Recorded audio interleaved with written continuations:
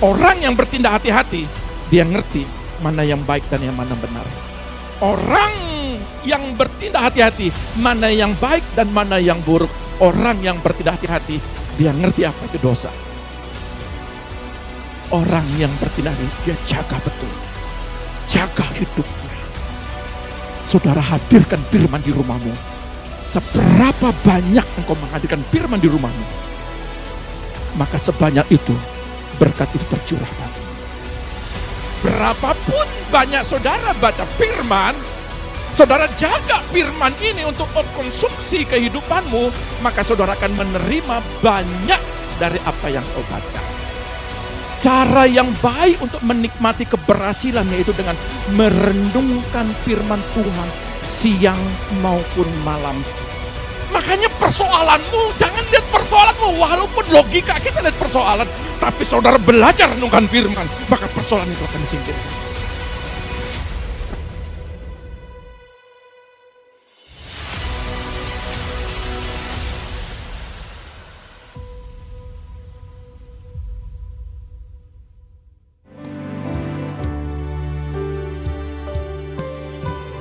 Engkau Tuhan yang beri kekuatan saat badai menerpa hidupku. Di dalam-Mu aku tenang, sebab janji-Mu setia bagiku.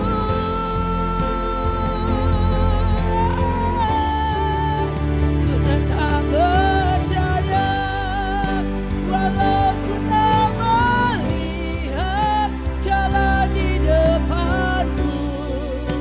Tak pernah ku ragu, ku tetap menyembah. Apapun yang terjadi di dalam hidupku, tak pernah ku ragu, ku tetap percaya. Apa ku tak melihat jalan di depanku, tak pernah ku ragu, ku tetap menyembah. Apapun yang terjadi di dalam hidupku, tak pernah ku ragu, ku tetap percaya. Walau ku tak melihat, tak pernah ku ragu, ku tetap menyembah. Apapun yang terjadi di dalam hidupku, tak pernah ku ragu, ku tetap percaya. Terima kasih Bapa Surga. Engkau Bapa yang selalu baik. Engkau yang mengampuni dan mengurapi setiap kami. Engkau yang mengampuni, Engkau yang memulihkan keadaan setiap pribadi lepas pribadi. Terima kasih Roh Kudus. Terima kasih atas pengurapan-Mu. Urapi sidang jemaat-Mu.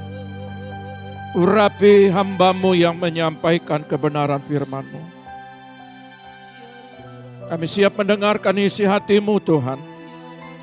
Di dalam nama Tuhan Yesus. Yang siap katakan haleluya. Amin.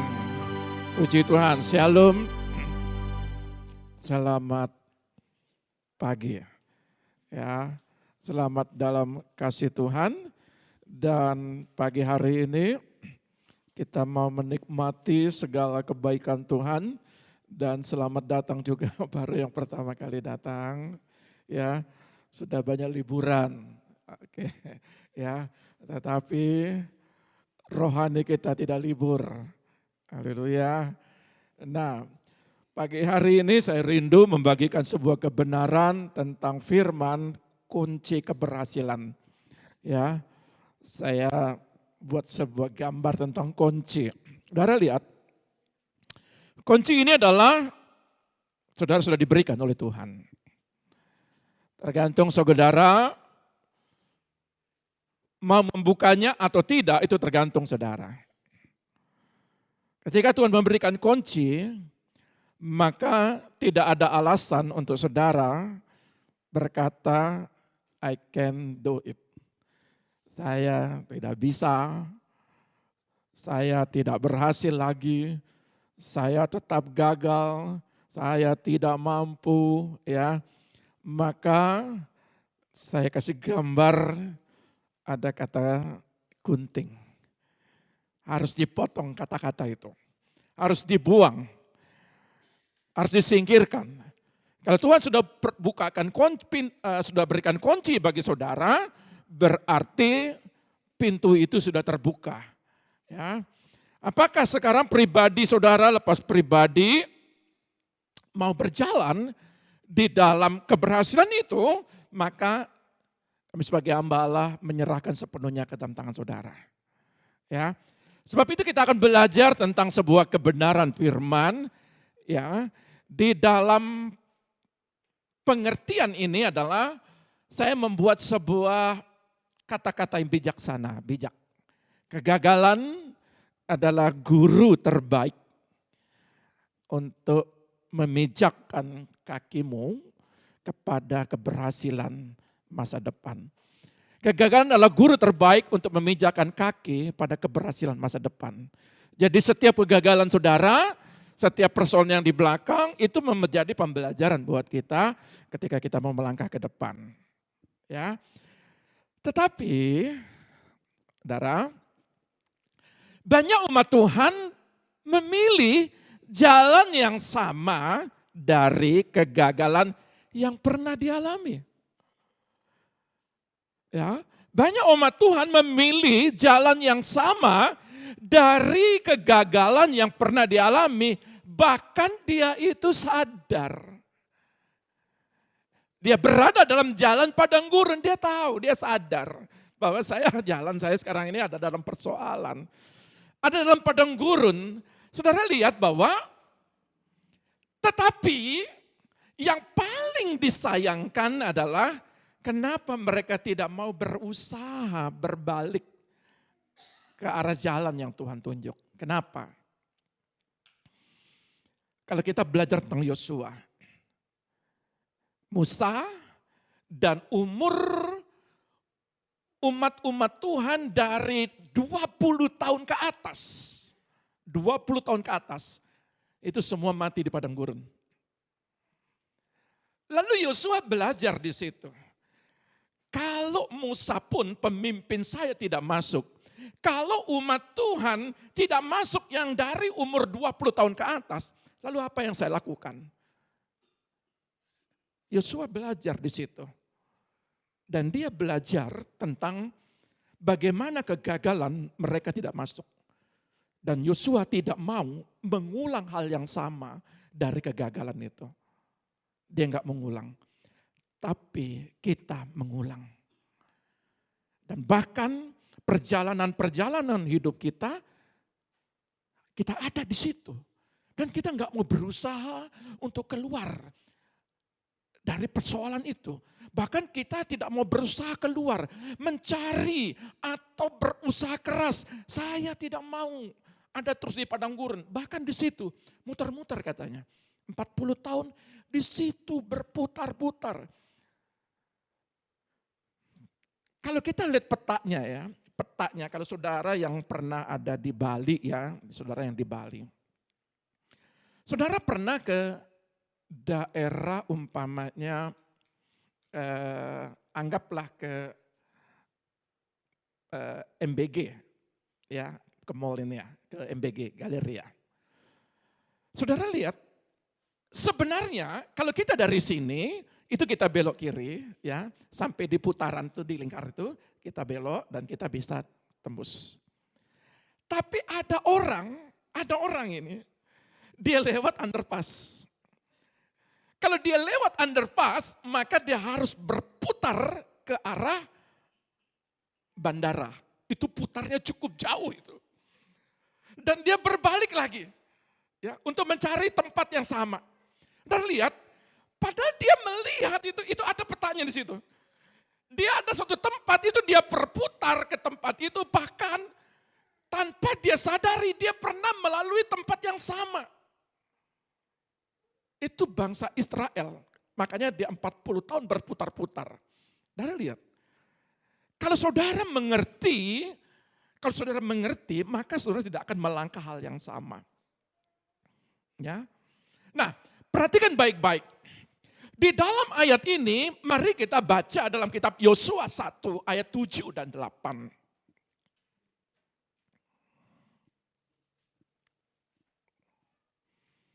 Yosua pasal 1 ayat 7 sampai 8, demikian bunyi firman Tuhan.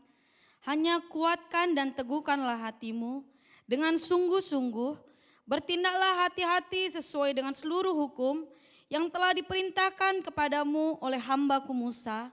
Janganlah menyimpang ke kanan atau ke kiri, supaya engkau beruntung kemanapun engkau pergi. Janganlah engkau lupa memperkatakan kitab Taurat ini, tetapi renungkanlah itu siang dan malam, supaya engkau bertindak hati-hati sesuai dengan segala yang tertulis di dalamnya. Sebab dengan demikian perjalananmu akan berhasil dan engkau akan beruntung. Perjalananmu akan berhasil dan engkau akan beruntung. Nah, kita belajar tentang ini. Saudara lihat ya. Penegasan Tuhan untuk bersungguh-sungguh kalau mau masuk ke Kanaan. Jadi Yosua ditekankan di sini, kalau kamu mau sampai ke Kanaan, ayat 7 dan 8 ini. Kalau kita lihat latar belakang, maka kita akan berbicara tentang Taurat.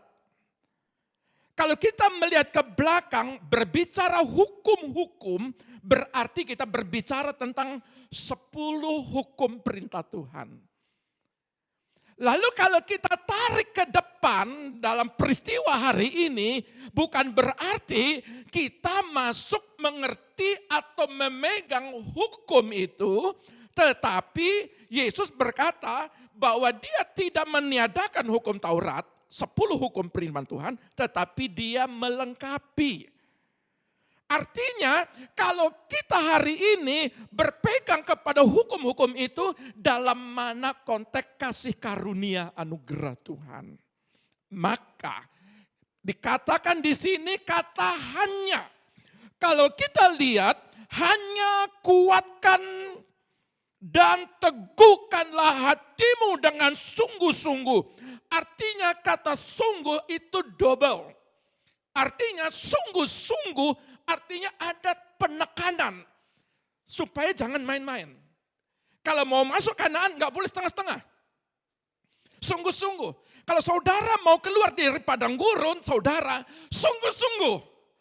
Kalau saudara marin tarik ulur, kadang-kadang saudara berputar-putar, artinya itu saudara menikmati. Tidak akan melihat istilahnya tanah perjanjian yang penuh susu dan madu. Jangan sampai saudara mengulang kesalahan yang sama. Yosua tidak mengulang kesalahan sama daripada pendahulunya. Tetapi saya mau katakan kepada saudara hari ini, jangan saudara mengulang kesalahan daripada orang tua kita dulu.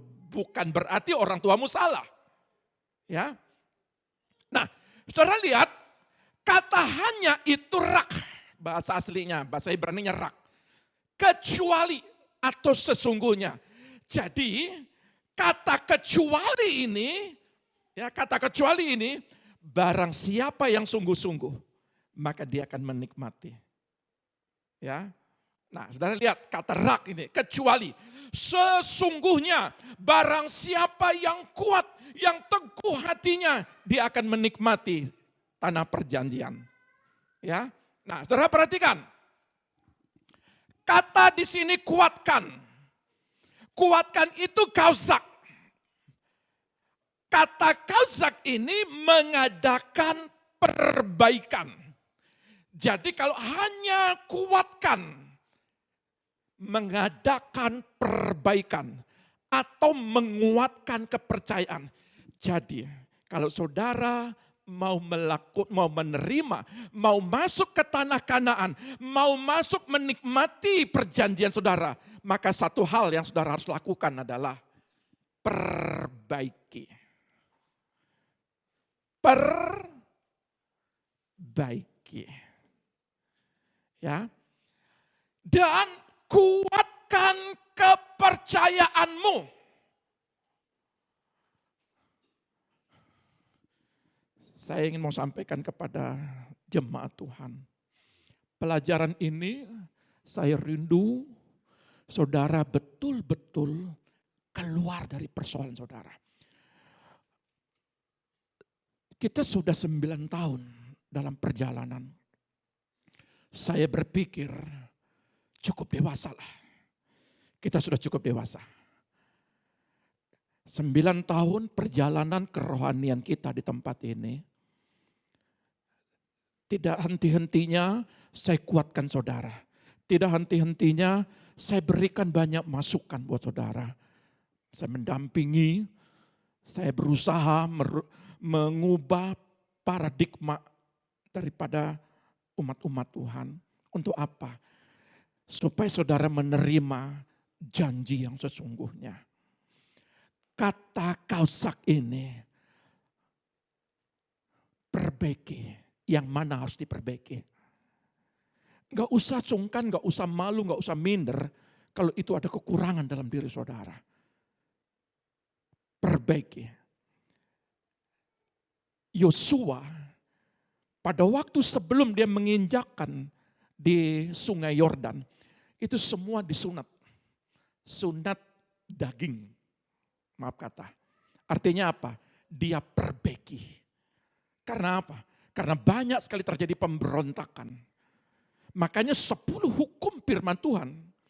Kalau saudara ikutin 10 hukum firman Tuhan, saudara tidak akan mampu. Saya baca 10 hukum firman Tuhan.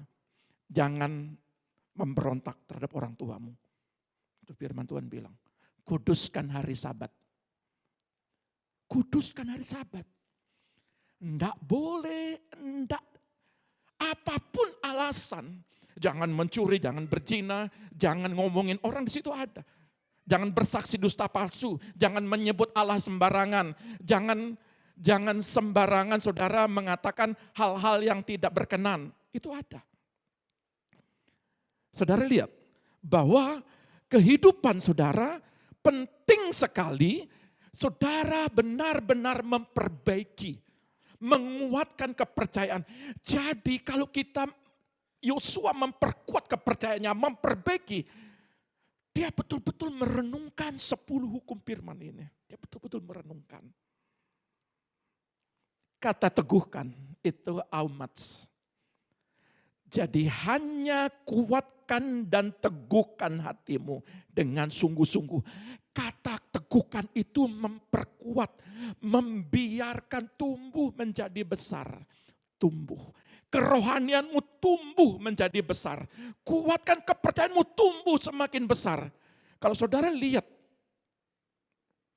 perjalanan daripada kerohanianmu.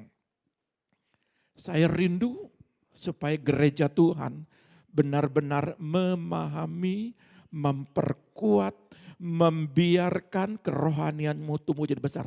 Jadi salah satu daripada mau masuk ke Kanaan, maka Tuhan memberikan penegasan.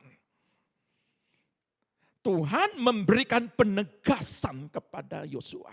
Kalau kau tidak lakukan ini, maka jangan kau berharap untuk melihat tanah Kanaan. Ya, ini Yosua ya. Lalu apa maknanya ke kita? Apa maksudnya ke kita, Pak? Saudara, maka saya ingin memberikan sebuah pengertian begini.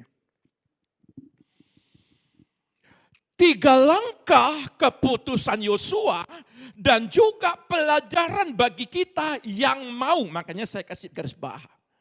yang mau. Tidak ada pemaksaan. Yang mau, sekali lagi. 3 langkah ini adalah keputusan Yosua, dia berhasil menembus tembok Yeriko. 3 langkah ini adalah sebuah pembelajaran bagi kita yang mau berjalan dalam keberhasilan. Saudara sudah diberikan kunci kepada Tuhan. Tetapi kunci ini kan tentu saudara melangkah untuk membuka pintu. Pintu apa? Kesembuhankah?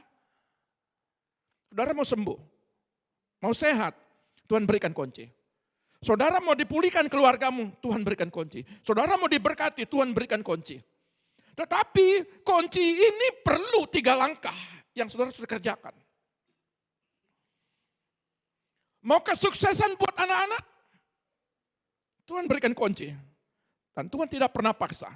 Tuhan tidak pernah melihat begini, oh ini enggak baik, ini enggak, lalu ini enggak usah. Ini orang yang setia, orang yang tidak setia. Semua Tuhan berikan kunci. Karena Allah setia. Dan dia berikan kunci. Nah, untuk membuka itu tergantung kita mau melangkah. Artinya saudara berhasil tidak berhasil itu bukan tergantung Tuhan lagi, tergantung saudara. Karena Tuhan intinya sudah berkorban di atas kayu salib memberkatimu. Di tanah perjanjian itu sudah dikasih lihat. Ini tanah perjanjian itu sudah rencana. Lalu ketika umat-umat Tuhan tidak masuk ke tanah perjanjian, salah mereka sendiri. Tapi Yosua tidak. Dia membimbing umur 20 tahun ke bawah itu. Dia bimbing, dia tuntun untuk menerima janji Tuhan. Nah, dalam 3 langkah ini, dengan menerapkan ketiga langkah ini, Yosua memastikan bahwa dia hidup menurut firman dalam kehidupan pribadinya, maupun dalam kesibukannya memenuhi tugas-tugas resminya. Yosua ini seorang tentara. Dia punya kesibukan. Dia mengatur barisan. Dia melihat, dia memantau siapa yang lemah, siapa barisan ke depan, siapa barisan kedua, siapa yang membimbing, yang mengangkat tandu, siapa yang memberikan yang meniupkan trompet, dan semua itu diatur Yosua. Artinya Yosua bukan tidak punya kerjaan. Yosua sibuk. Tapi untuk urusan rohani kita belajar dari sini. Sesibuk-sibuknya apapun. Kalau kau mengerti tentang Yosua ini, sesibuk-sibuknya apapun aktivitasmu, kalau kau mengerti tentang ini, maka kau akan lihat anak Kanaan. Sebuah pembelajaran 3 langkah ini. Yang pertama, langkah pertama adalah bertindak hati-hati. Dikatakan bertindaklah hati-hati sesuai dengan seluruh hukum yang telah diperintahkan kepadamu oleh hambaku Musa. Bertindaklah hati-hati.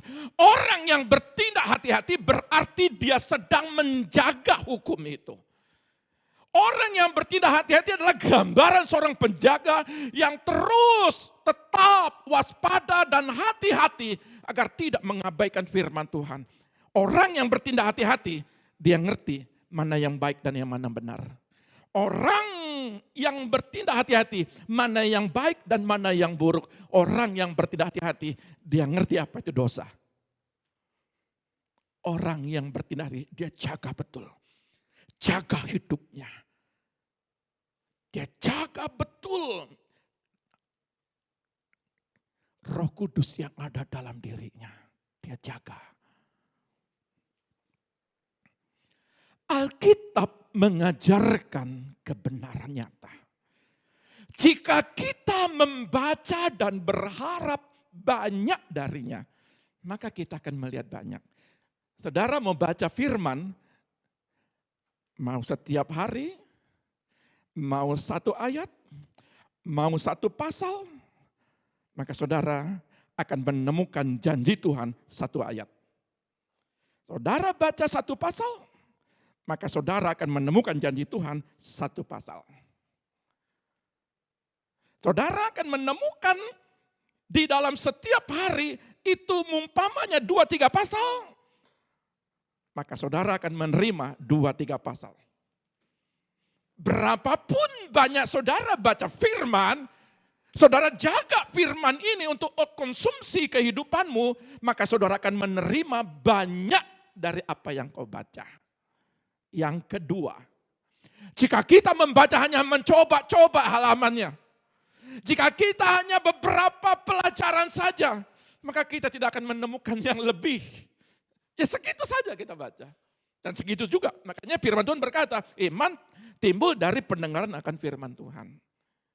Kalau saudara baca firman cukup 1 minggu saja, Pak pendeta saja yang bagikan. Tidak apa-apa, silakan. Maka engkau dapatkan hanya 1 minggu saja.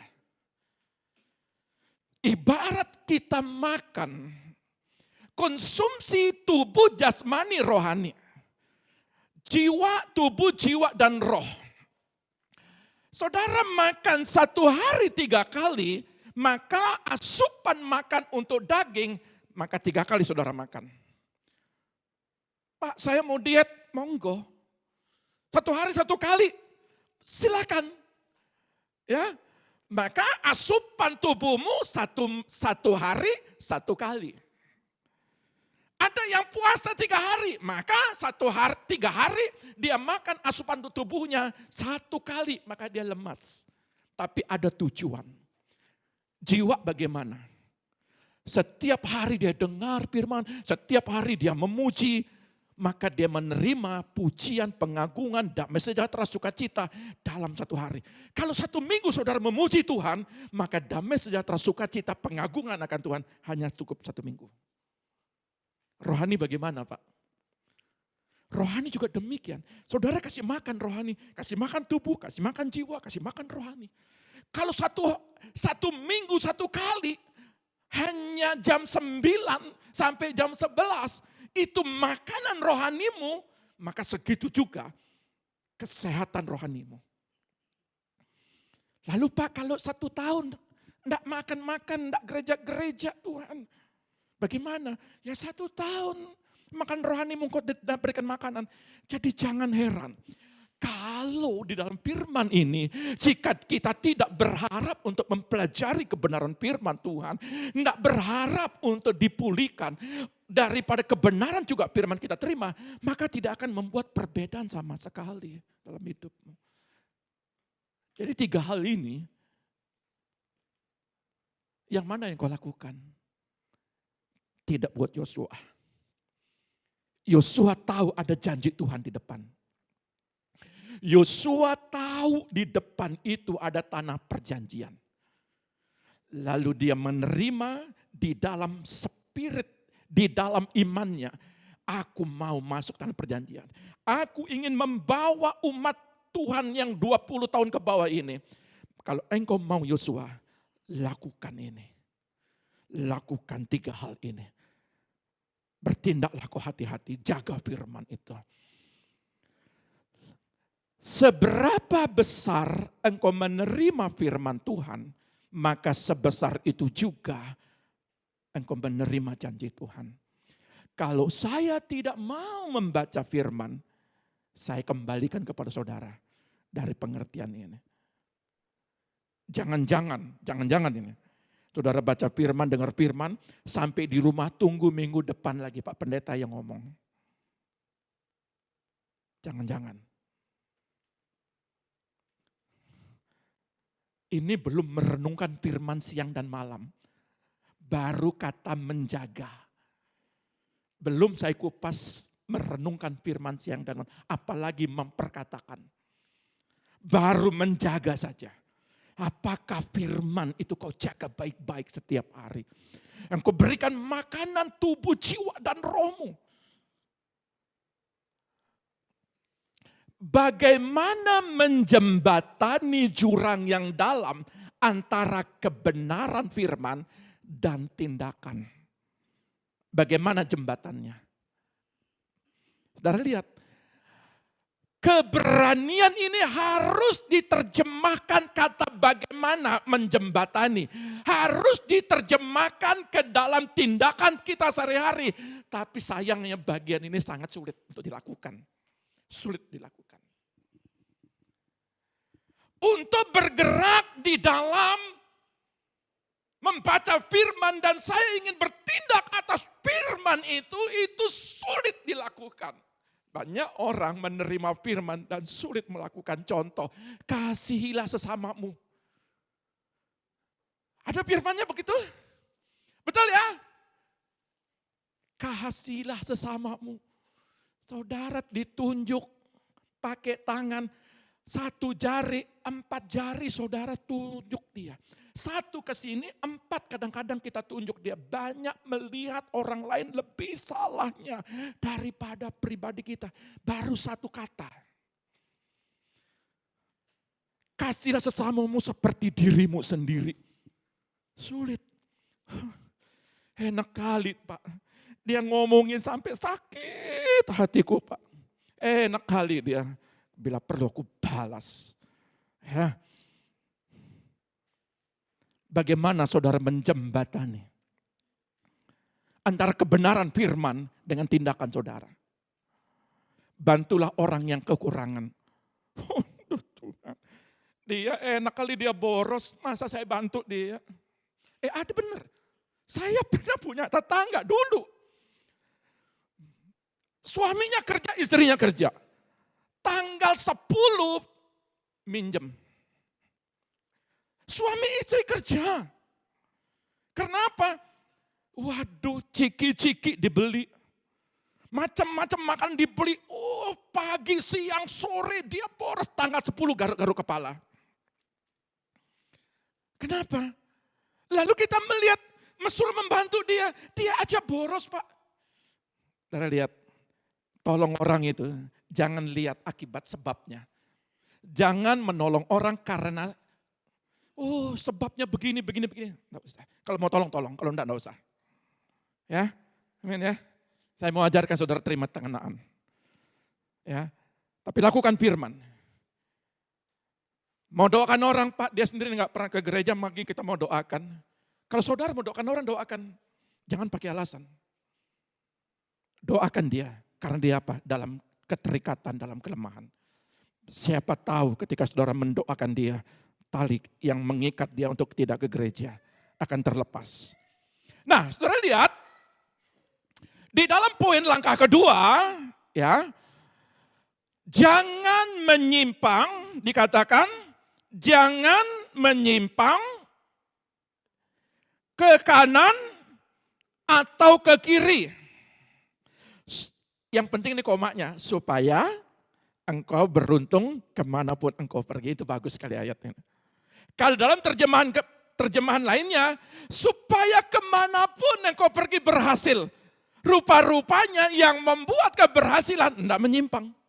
Nah, kata ke kanan dan ke kiri.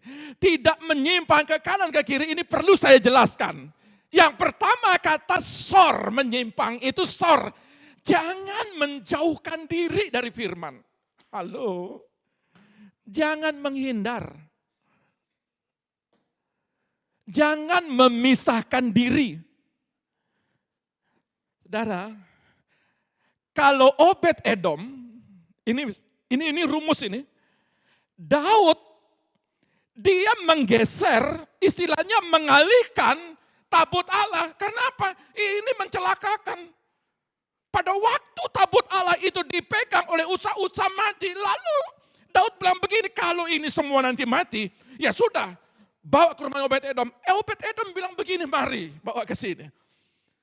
Saudara tahu, selama rumahmu, selama tempat usahamu, selama tempat di mana engkau bekerja, selama di mana tempat engkau melayani, mau di rumah sakit pun, kalau firman itu diturunkan di tempat itu, maka di situ kuasa Allah bekerja.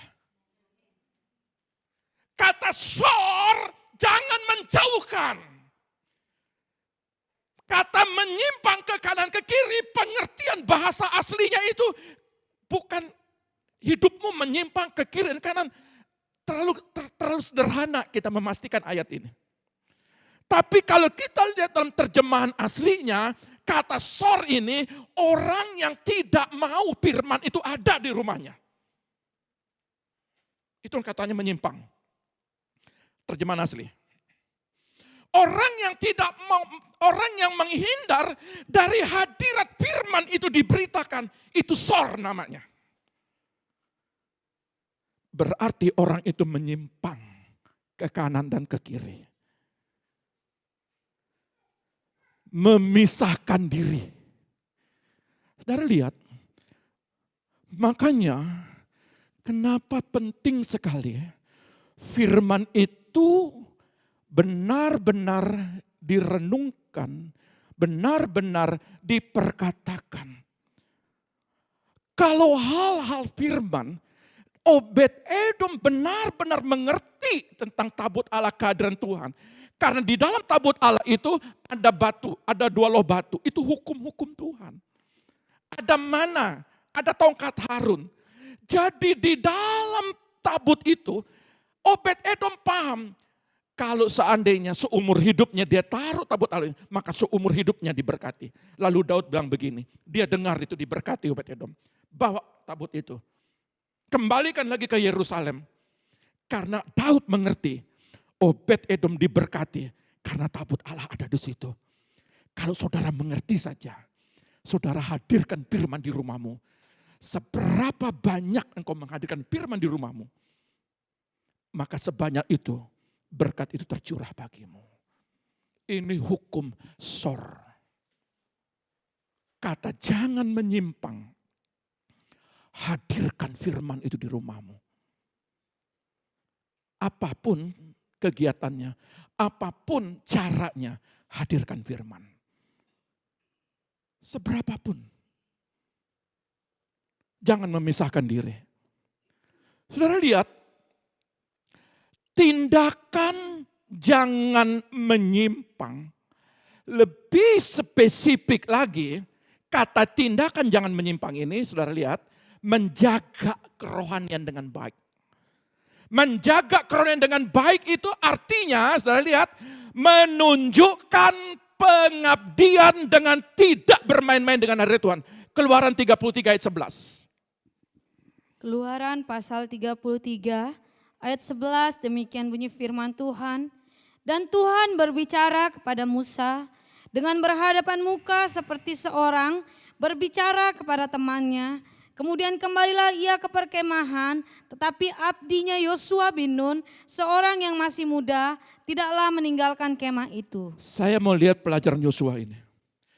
Yosua tunggu apa berita Musa berhadapan muka dengan Tuhan. Yosua tidak mau meninggalkan momen itu. Dia tunggu di kemah sampai ini Musa datang. Dia setia menjaga hadirat. Artinya atmosfer Musa berhadapan dengan Tuhan. Dia tunggu di ini Yosua ini. Dia tunggu karena dia ingin mendapatkan. Saudara lihat, kalau ada firman yang dibagikan, mungkin berhadapan muka dengan kita. Mungkin dalam komunitas 2-3 orang. Mungkin dalam komunitas lewat komsel. Mungkin dalam komunitas engkau berbicara, pendeta atau hamba Tuhan ingin menyampaikan kebenaran firman. Saudara lihat, jangan lihat orangnya, lihat firmannya. Hamba Tuhan, pendeta, pelayan Tuhan, gembala area, para pemimpin, terbatas cara membagikan firman. Tapi saudara diberikan hikmat untuk mengupas firman. Karena apa? Kemuliaan yang Yosua dia ingin menerima. Apa yang diterima? Firman. Jadi kalau saudara terima firman, saudara bisa menjelaskan firman itu dengan baik. Kalau ada yang kurang mengupas firman, no problem. Tidak masalah. Karena apa? Karena masing-masing hikmat diberikan kepada kita masing-masing pribadi lepas pribadi. Ya. Jadi kalau saudara ada di kemah, tunggu. Apa pewahyuan? Anggaplah Yosua itu bukan pendeta, anggaplah Yosua itu bukan gembala area, anggaplah Yosua itu bukan pelayan Tuhan, anggaplah Yosua itu saya. Terima firman itu. Apa pesan-pesan Tuhan itu? Seperti hari ini apa pesan-pesan? Nanti di hari Rabu saudara bagikan itu. Apa yang saudara terima hari ini? Supaya apa? Kita belum berbicara tentang merenungkan siang dan malam loh ya. Apa yang kau terima tentang firman ini, engkau remakan. Jadikan itu gaya hidupmu. Lalu ketika engkau berbagi, hari-hari ini kita dapatkan, hari Senin, hari Selasa, itu engkau aplikasikan, dan hari Rabu diingatkan lagi. Nanti hari Kamis, Jumat, dan Sabtu, itu perlu saudara lihat, oh rupa-rupanya. Ada sesuatu kekurangan dalam diri saya. Yosua itu dia betul-betul sebelum pergi ke Kanaan, dia lihat, dia belajar tentang apa yang pengalaman pribadi Musa. Saudara, bukan masalah pintar enggak pintarnya saudara. Tapi seberapa besar saudara merenungkan firman itu. Merenungkan firman itu. Menerima firman itu. Menjadi gaya hidupmu. Bukan menjadi gaya hidup orang lain. Orang lain mau pintar tidak pintar bukan kita nilai orang lain. Tetapi firman yang kita terima itu untuk kita. Bukan untuk orang lain. Firman itu bukan untuk orang lain. Tapi firman itu untuk saya. Jadi kalau hari ini saudara terima firman, artinya apa? Saudara menunjukkan pengabdian dengan Tuhan, tidak main-main. Firman itu jangan dipakai main-main. Firman itu saudara renungkan, itu untuk saya. Firman untuk saya, bukan berarti berkata begini, itu firman untuk dia. Firman itu, oh untuk ibu yang ini, oh untuk bapak yang ini. Saudara sedang mempermainkan firman. Tapi belajar firman itu untuk saya. Amin. Dari lihat. Yang kedua, gigih menolak laporan 10 pengintai. Dan dia hanya mengandalkan Tuhan. Ini penting sekali. Bilangan 14. Ini bicara karakter. Bilangan 14 ini berbicara sangat tegas. Bilangan pasal 14 ayat 6 sampai 9 demikian bunyi firman Tuhan. Tetapi Yosua bin Nun dan Kaleb bin Yefune yang termasuk orang-orang yang telah mengintai negeri itu mengoyakkan pakaiannya dan berkata kepada segenap umat Israel, negeri yang kami lalui untuk diintai itu adalah luar biasa baiknya. Jika Tuhan berkenan kepada kita, maka Ia akan membawa kita masuk ke negeri itu dan akan memberikannya kepada kita, suatu negeri yang berlimpah-limpah susu dan madunya. Hanya janganlah memberontak kepada Tuhan dan janganlah takut kepada bangsa negeri itu, sebab mereka akan kita telan habis. Yang melindungi mereka sudah meninggalkan mereka, sedang Tuhan menyertai kita. Janganlah takut kepada mereka. Saudara lihat, kalau poin kedua ini, gigih menolak laporan 10 pengintai. 10 pengintai ini bicaranya yang jelek-jelek selalu. Di situ ada raksasa, di situ ada suku enak. Kita ini seperti belalang, kita ini akan pasti kalah. 10 pengintai mengintimidasi. Pada waktu Kaleb di pasal 13 dia bilang begini, kita pasti menang. Kita akan masuk tanah perjanjian. Lalu Yosua di sebelahnya, Kaleb ini dia bilang cerita di ayat 14 ini, di sebelahnya bilang begini. Di ayat ini dia katakan, sambil dia mengoyakkan pakaian. Saudara, apa berbicara pakaian? Harga diri. Merasa lebih. Yosua mengoyakkan pakaiannya. Jati dirinya. Kalau saudara masih menganggap diri lebih, berarti seperti Yosua ini bukan bagian kita. Jangan menilai orang lebih. Jangan menilai diri kita lebih dari orang lain. Tidak buat Yosua. Yosua koyakkan pakaiannya. Dan yang hebatnya Yosua bilang begini. Yang hebatnya. Ayat 7. Dan berkata kepada segenap umat Israel, negeri yang kami lalui untuk diintai itu adalah luar biasa baiknya. Yosua selalu berkata yang baik. Makanya dia tolak 10 pengintai ini yang tidak baik. Kalau saudara menerima sebuah firman, beritakanlah yang baik kepada orang di sebelahmu. Jangan suka memberitakan yang tidak baik. Halo? Bisakah kita antara kebenaran dan tindakan ada jembatan? Bisakah engkau membuat jembatan? Kalau kau bisa buat jembatan, selalu ucapkan yang baik kepada orang lain.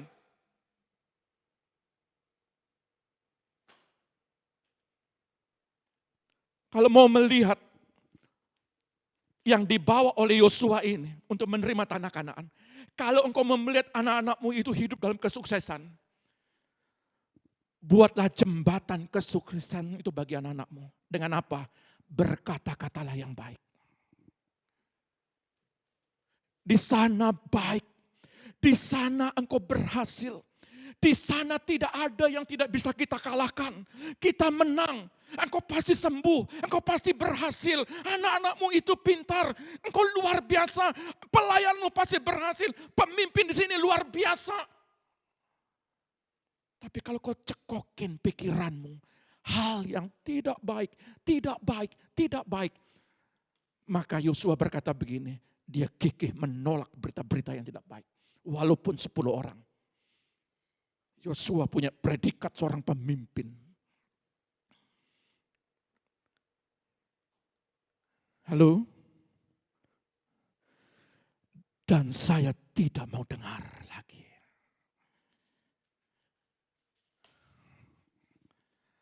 Ya. Mau model apa rambutmu? Itu baik di hadapan Tuhan. Haleluya. Saya suka, tetap saya suka. Ya. Ini karakter. Menjaga kerohanian dengan baik, dia akan terdeteksi dengan mata Tuhan. Jadi, kalau saudara punya niat baik atau tindakan baik, maka mata Tuhan akan melihat saudara. Tolong baca Bilangan 27 ayat 18. Bilangan pasal 27 ayat 18, demikian bunyi firman Tuhan. Lalu Tuhan berfirman kepada Musa, ambillah Yosua bin Nun, seorang yang penuh roh, letakkanlah tanganmu atasnya. Saudara lihat, Allah itu akan melihat saudara yang penuh dengan roh. Allah akan melihat saudara. Jangan Allah melihat saudara itu melihat kekurangan orang lain, tetapi Allah ingin melihat Roh Kudus dalam diri saudara. Ulangan 34 ayat 19. 34 ayat 9. Ulangan pasal 34 ayat 9, demikian bunyi firman Tuhan. Dan Yosua bin Nun penuh dengan roh kebijaksanaan. Roh kebijaksanaan, punya roh kebijaksanaan. Sebab Musa telah meletakkan tangannya ke atasnya. Sebab itu orang Israel mendengarkan dia dan melakukan seperti yang diperintahkan Tuhan kepada Musa. Saudara lihat, orang Israel mendengarkan Yosua. Karena apa? Karena ada roh Allah. Dan Musa diperintahkan oleh Tuhan, tumpangkan tangan dia. Urapi dia. Jadi barang siapa yang pernah diurapi di tempat ini, artinya diteguhkan. Apakah jadi pelayan? Apakah jadi apa? Jadi apapun saudara. Punyalah roh kebijaksanaan. Dan saudara perhatikan, mata Tuhan terdeteksi. Jadi begini, kalau satu kali engkau berbicara buruk kepada orang lain, maka 10 kali orang akan berbicara buruk kepada dirimu. Itu hukum. Kalau saudara menilai, satu orang saudara nilai, maka 10 orang akan menilai saudara. Satu orang saudara berkati, maka 10 orang akan memberkati saudara. Itu hukum. Kalau satu orang saudara doakan, maka 10 orang akan mendoakan saudara, bahkan lebih. Kalau satu orang saudara suka tolong, maka 10 orang akan lebih akan menolong saudara. Itu hukum. Mata Tuhan terdeteksi. Dia melihat. Dan Yosua, dia melihat melawan 10 orang yang enggak benar itu. Maka Tuhan bilang apa? Dia akan memimpin umat-umat Tuhan. Semua dia pimpin. Itu hebatnya orang yang punya roh bijaksana. Orang yang punya roh Allah. Jadi jangan heran, ada banyak orang nanti yang akan simpati sama saudara. Banyak orang yang akan menolong saudara. Banyak orang yang simpati, bukan empati, tapi simpati. Langkah ketiga. Mari kita lihat langkah ketiga. Perkatakan dan renungkan firman Allah. Kita kembali kepada Yosua. Ayat 8. Janganlah engkau lupa memperkatakan kitab Taurat ini, tetapi renungkanlah itu siang dan malam. Tidak disebutkan 1 harikah, 2 harikah, 3 harikah. Tetapi siang dan malam, artinya ada penegasan di sini. Perkatakan, renungkan firman Allah. Berarti memusatkan pikiran pada bagian-bagian kitab suci, merenungkannya sampai memahami dan bagaimana penerapannya dalam kehidupan sehari-hari. Saudara lihat, memperkatakan firman Allah itu ada dalam Ulangan 11 ayat 18. Dalam kitab Ulangan 11. Ulangan pasal 11 ayat 18 sampai 20, demikian bunyi firman Tuhan. Tetapi kamu harus menaruh perkataanku ini dalam hatimu, Ya. dan dalam jiwamu. Dalam jiwamu. Kamu harus mengikatkannya sebagai tanda pada tanganmu. Ya, pada tanganmu. Dan haruslah itu menjadi lambang di dahimu. Kamu harus mengajarkannya Ajarkan kepada anak-anakmu. kepada Terus. anak-anakmu dengan membicarakannya. Apabila engkau duduk di rumahmu, Apabila duduk di rumah, dan apabila engkau sedang dalam perjalanan, apabila engkau berbaring, berbaring, dan apabila engkau bangun, ya engkau bangun. engkau harus menuliskannya pada tiang pintu rumahmu dan pada pintu gerbangmu. Tulis. Pada waktu engkau tidur, mana paling banyak? Perkatakan firman atau gosip? Halo? Pak Gembala ini sadis banget. Saya mau saudara masuk tanah Kanaan. Amin. Pada waktu engkau tidur, apa yang engkau terawang-terawang pikiranmu kah? Oh, rugi Pak. Kenapa dia ngomong begitu ya? Sampai tidur nggak bisa, coba lihat. Jam 3 bolak-balik, omongan orang diingetin. Nggak bisa tidur. Hatinya babuk, panas, tunggu jam 6 lama. Kenapa? Karena jam 7 mau datang ke rumahnya. Mau klarifikasi. Dak diduk gitu. Lihat ya. Penyebutan bagian tubuh alat yang memunculkan sifat yang sangat pribadi dari sebuah komitmen. Dikatakan tangan, hati, jiwa. Di situ dikatakan pada dahimu. Saudara lihat ya. Perhatikan ini ya. Kata kamu harus mengikatnya itu kausar. Kausar itu mengadakan persepakatan. Tetapi orang Israel itu beda. Dia buat ini begini. Jadi dia buat itu model kayak tali. Dia ikat di sini sampai di jarinya, sampai lengan. Lalu dia buat kotak kecil warna hitam dari kulit. Dicat warna hitam. Ditaruh di sini. Dan ditaruh di jidatnya dia. Firman Allah ditulis. Pada waktu pagi dia datang kepada Tuhan, ini selalu diikat sampai hari ini. Dia ikat ini. Tetapi saudara lihat ya, kata Phylacteries itu terepin, dalam bahasa aslinya terepin. Terepin itu artinya begini, firman itu direnungkan dalam hatimu. Bukan itu diikat, hanya sebatas harafiah. Jadi pengertian firman itu bukan sekedar engkau baca, lalu tidak dilakukan. Tetapi orang Israel enggak. Dia buat simulasinya. Firman itu ditaruh di sini. Makanya kadang-kadang orang Kristen itu firman taruh di atas kepala. Di tempat tidur, di atas. Hanya formalitas. Firman itu untuk dibaca. Direnungkan. Bukan ditaruh. Kadang-kadang kalau ngusir setan pakai salib. Dalam nama Tuhan Yesus. Atau pakai Alkitab. Dalam nama Tuhan Yesus. Setan enggak lari. Tapi kuasa dalam dirimu, kuasa firman, itu setan lari. Jadi kalau masih ada Alkitab yang mulus, berarti tidak dibaca. Amin. Kalau masih mulus-mulus, ya perkatakan firman. Saudara lihat, Nah, kasar itu mengadakan persepakatan. Apa kesepakatanmu dengan firman Allah ini? Nah, perhatikan baik-baik. Di dalam ayat ini kata merenungkan firman Allah, tetapi engkau harus bermeditasi di dalamnya siang dan malam.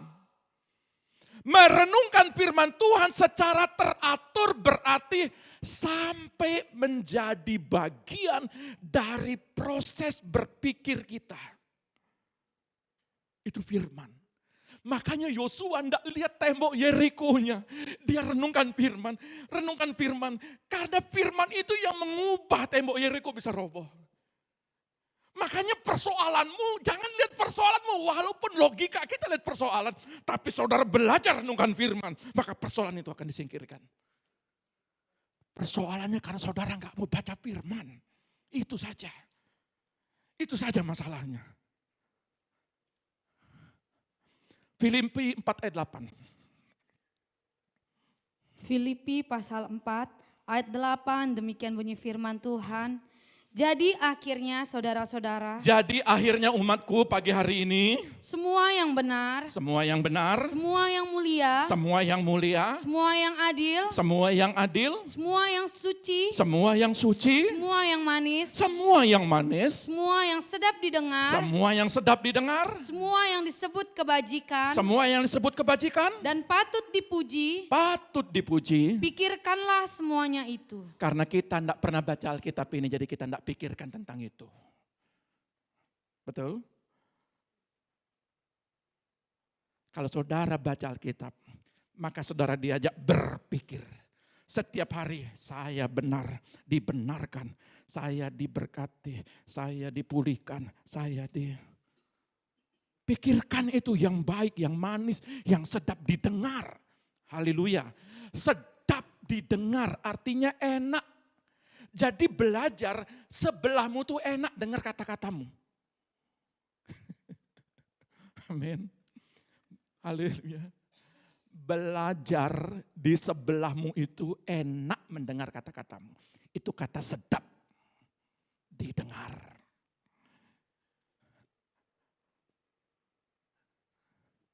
Cara kita menjalani hidup sehat. Mengapa kita perlu menjaga kehidupan pikiran dengan baik agar tidak tercemar oleh masukan yang tidak mendidik? Kenapa? Berhati-hati dengan masukan yang masuk dalam pikiran. Dan jangan meremehkan efek jangka panjang dari media pikiran ini. Jangka panjangnya.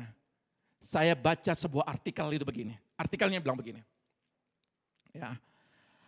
Ketika kita menabur pikiran, kita terima pikiran, kita terima konsumsi.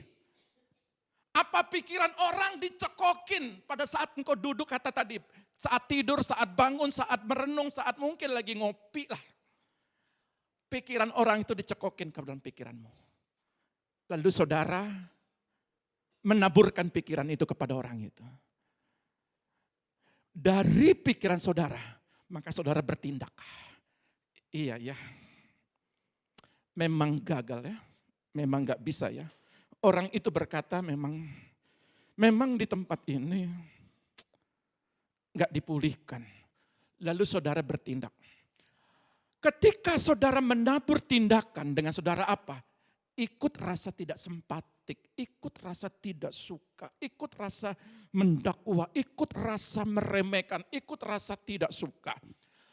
Lalu itu akan menuai kebiasaan. Kebiasaan gitu hari ini siang dan malam itu yang kau renungkan. Kalau kau renungkan firman siang dan malam, maka kebiasaan firman itu akan masuk dalam dirimu. Tapi kalau kau merenungkan kebiasaan-kebiasaan siang dan malam, asupan dari orang itu umpamanya, maka itu akan menjadi kebiasaan. Dan ketika kau menabur kebiasaan, sesungguhnya itu adalah karaktermu. Sesungguhnya itulah karaktermu. Kenapa? Karena karakter orang itu disuplai ke dalam pribadimu. Dan karakter orang itu, saudara akan menjadi karakter yang sama seperti. Makanya bapak pembohong, bapak pendusta, karakter pembohong, karakter iblis ditaruh kepada anak-anak yang tidak ikut. Makanya dikatakan kepada siapa yang kau ikut? Kepada bapamu di sorga kah? Apakah kepada bapakmu? Makanya dampak dari Taman Eden, gara-gara buah itu kita terima akibatnya. Kalau saudara menabur karakter nggak mau berubah, maka saudara akan terima menuai apa yang dari karaktermu itu. Makanya saya tadi katakan, kalau satu orang kau katakan, maka 10 orang akan memperkatakan hidupmu. Kalau satu orang kau benci, maka 10 orang bahkan lebih akan membencimu. Tapi kalau satu orang kau pulihkan, maka 10 orang bahkan lebih akan datang meminta pemulihan kepadamu. Kalau satu orang kau memberkati, maka 10 orang akan bersama-sama untuk memberkati hidupmu. Dan tidak usah berpikir bagaimana caranya. Saya teringat dengan Petrus. Ketika dia ikut Yesus, dia ngerti bagaimana jala itu penuh dengan ikan. Dia lepas itu hidupnya. Yang ini saja aku diberkati, bagaimana aku ikut sama orang yang memberi. Lalu apa yang terjadi? Petrus di bawah kakinya emas dan perak. Karena dia mengikut yang benar. Jadi kalau hidupmu tergantung apa yang kau pikirkan, tergantung apa tindakanmu, tergantung apa kebiasaanmu, itu menjadi karaktermu. Suatu kelak kalau kau tidak dipulihkan. Bilangan bilang begini, dia akan mengampuni orang yang bersalah beribu-ribu. Tapi dia tidak akan mengampuni orang-orang yang benar-benar tidak mau berubah. Baik keturunan anak, cucu, ketiga dan keempat. Dan lihat dampak daripada kesalahan kita. Anak-anak kena. Cucu kena.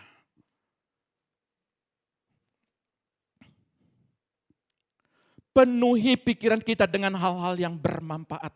Sehingga kita akan menuai dari apa yang kita lakukan. Cara yang baik untuk menikmati keberhasilan yaitu dengan merenungkan firman Tuhan siang maupun malam.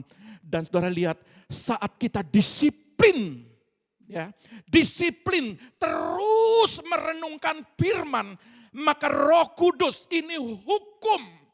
Roh Kudus mengambil alih firman itu yang engkau renungkan itu. Dan dia akan melaksanakan tembok Yeriko akan dihancurkan, dirobohkan. Maka persoalan yang menghadapimu. Kalau engkau merenungkan firman siang dan malam. Bukan kekuatanmu, tetapi Roh Kudus akan ambil alih permasalahanmu. Penyakitmu itu Roh Kudus ambil alih. Kebutuhanmu Roh Kudus akan ambil alih. Ya. Ingat ya, ibu kita juga. Minggu depan ini, engkau percaya Roh Kudus akan ambil alih. Bagaimana begini, bagaimana begitu. Nggak usah pikirin begana, begini, begitu, nggak perlu. Renungkan firmanku siang dan malam. Maka perjalananmu akan berhasil dan beruntung. Firman Allah berkata demikian. Dengan demikian, coba tolong 8b-nya. Saya akan baca dalam terjemahan lainnya. Yosua pasal 1 ayat 8b demikian bunyi firman Tuhan. Sebab dengan demikian perjalananmu akan berhasil dan engkau akan beruntung. Kau berhasil dan beruntung. Kalau kau renungkan firman, engkau berubah hatimu. Karaktermu dirubah. Renungkan, perkatakan. Anakku, anak yang baik ke depan, takut akan Tuhan. Makanya Yeremia bilang sejak dari kandungan. Doakan dia. Anak ini adalah anak yang diberkati Tuhan. Anak yang benar-benar diberikan Tuhan. Saudara juga lihat. Dalam perjalananmu, usahamu, renungkan firman dan kata renungkan itu, saudara lihat. Lakukan. Apa artinya saudara banyak dengar firman, kalau saudara tidak lakukan. Makanya 10 hukum tidak bisa. 1 juga sudah salah. Maka 10 hukum ini harus dilakukan 10 hukum. Dan hari ini saya mau katakan. Kalau 10 hukum bilang jangan bersaksi palsu. Disempurnakan dalam perjanjian baru. Kalau jangan berzina. Dalam 10 hukum. Tuhan bilang kalau kau menginginkan saja engkau sudah berdosa. Kalau dikatakan sini jangan bersaksi palsu. Kalau di dalam terjemahan baru jangan suka menghakimi orang. Terjemahan baru. Jadi kalau saudara mengikuti sebuah hukum-hukum Tuhan, saya percaya Kanaan itu akan saudara terima. Saudara akan lihat anak-anakmu akan berhasil. Saudara akan lihat perjalanan hidupmu akan berhasil. Tapi karena kita hanya ngerti firman tapi nggak mau melakukan, itu makanya jembatannya roboh. Tolong bangun jembatan itu. Tolong bangun hidupmu. Buatlah segala sesuatu. Kalau ini memang merugikan hidup saya, buang. Kalau hal-hal tidak penting ini buang. Kalau hal-hal yang penting saudara mengobati, saudara mendoakan, saudara membangun. Ketika saudara tidur, saudara pikir kenapa dia mengalami kesusahan. Saudara nggak tahan, besok pagi saya langsung datang telepon dia. Kalau saya ditelepon jam 3 pagi. Jam 3 pagi itu tidur nyenyak, semua tidur nyenyak. Saya ditelepon. Untuk apa? Menyelesaikan persoalan. Karena apa? Ada suami istri baku pukul. Lalu saya datang menyelesaikan di situ. Saat tidur, berilah dirimu untuk memulihkan orang. Hindari. Kalau orang itu merasa teraniaya oleh pribadi kita. Makanya kenapa Yosua bilang, aku koyakkan pakaianku. Artinya apa? Aku tidak mau dengan pakaian kebesaranku itu melukai orang lain. Jangan beri dirimu itu untuk orang lain merasa teraniaya. Jangan beri dirimu oleh perkataanmu orang lain merasa tersudutkan. Sekalipun kecil. Tapi saya mau lihat dari tempat ini. Saudara akan memulihkan banyak orang. Saudara akan memanggil banyak orang untuk datang kepada Tuhan. Belajarlah seperti Yosua. Ketika Yosua menikmati apa yang dia lakukan. Maka dia lihat, dia bawa orang lain untuk dipulihkan. Dia bawa untuk orang lain untuk berhasil. Dia bawa orang lain untuk beruntung. Makanya ayat ini dikatakan, dengan demikian engkau itu rubah saya. Dengan demikian Yakub akan diberkati dan selalu berhasil. Karena apa? Karena merenungkan dan melakukan firman. Katakan, dengan demikian Daniel. Dengan demikian, itu ada Pak Jarod. Dengan demikian, Angel. Dengan demikian, aku diberkati dan selalu diberhasil. Apapun yang aku lakukan. Karena apa? Karena aku hanya takut dan teguh dan berhati-hati. Merenungkan siang dan malam. Memperkatakan. Saudara diberkati. Tuhan Yesus memberkati. Mari kita datang kepada Tuhan. Kita percaya Roh Kudus hadir di tempat ini, hadir di hati kita. Roh Kudus hadir di sini. Pribadi yang menawan dan suci. Ku rindu mendekat, mengerti hatimu, berjalan dalam kehendak-Mu. Roh Kudus manis dan lembut, amin. Penolong yang sejati dan suci. Ku rindu mendekat, mengerti hatimu, berjalan dalam kuasa, amin. Bekerjalah, ya Roh Kudus, berkatalah lebih lagi.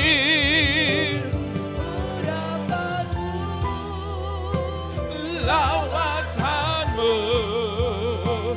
Kau yang lakukan. Oh, bekerjalah, Kau terutama di.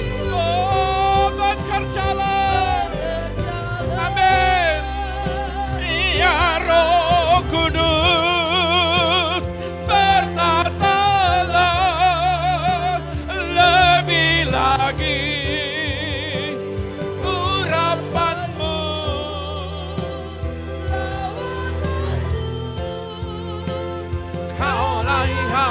Ku perlu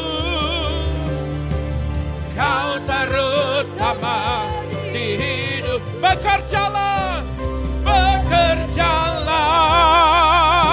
ya Roh Kudus, bertatalah lebih lagi.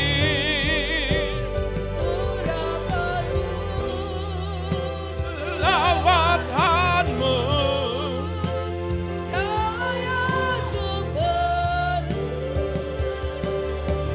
kau terutama di hidupku,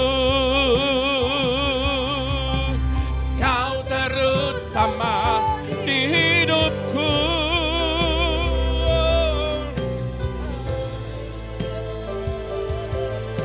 Diberkati keluarga mereka, diberkati pekerjaan mereka, diberkati studi mereka, diberkati hidup mereka, diberkati di dalam nama Tuhan Yesus, di dalam nama Tuhan Yesus.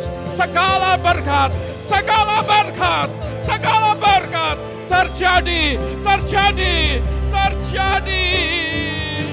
Oh,